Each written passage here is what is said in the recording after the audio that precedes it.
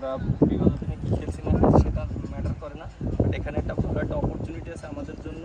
So আমরা সবাইকে support করি। আমরা সবাইকে যখন সাপোর্ট করবো, টিম ওয়াইজ খেলতে পারবো, তখন আমরা কিন্তু ভালো একটা রেজাল্ট করবো। হ্যাঁ, গ্লোবাল সুপার লিগ এটা আমার প্রথম কোনো বাইরের ফ্র্যাঞ্চাইজি ক্রিকেট লিগ ছিল। সো আমি খুব এনজয় করছি এখানে। আমাদের টিম মেটসরা খুবই কোঅপারেটিভ ছিল, আর একটা ডিফারেন্ট এক্সপিরিয়েন্স ছিল।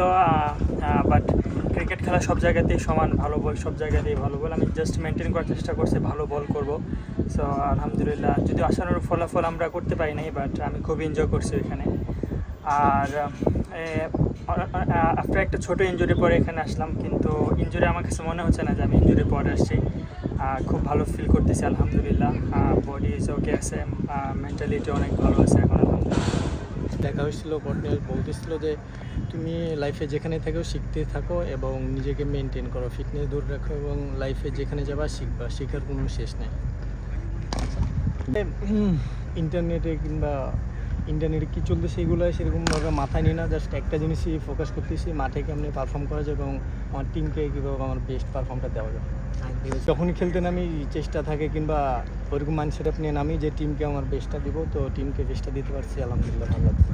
মাঝের কাছে থাকতেছি, সেই কোচের আন্ডারে কাজ করতেছি, নতুন কিছু শিখতেছি, যে কোনো দেশে যাইতেছি ওই সব দেশে কন্ডিশনে নতুন কিছু শিখতেছি। তো শিক্ষার কোনো শেষ না। আমি এখানে এসে শিখলাম যে এই ওয়েদারে কিংবা এই ওয়েস্ট ইন্ডিজে উইকেটে কেমন বল করা উচিত কিংবা কেমন লাইন নিতে বোলিং করা উচিত, তো অবশ্যই শিখতেছি সব জায়গায় গিয়ে। আমার অবশ্যই জামাইকাতে লাস্ট ম্যাচ শেষ হওয়ার পরে কর্নিওয়াল বলতেছিল যে তুমি নিজের খেয়াল রেখো এবং নিজের প্রতি যত্ন নিও, ফিটনেস এবং শিখতে থেকো, শেখার কোনো শেষ নেই।